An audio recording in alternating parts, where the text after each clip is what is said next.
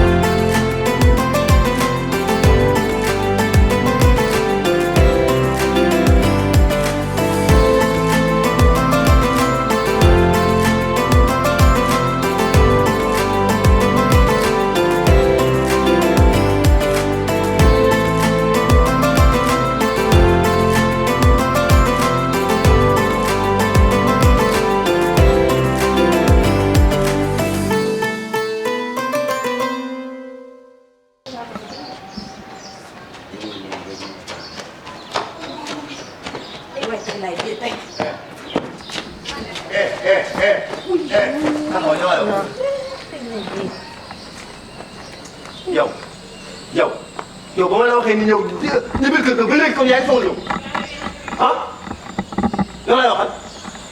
dama jaaroon ko ñëw Ami Thiam.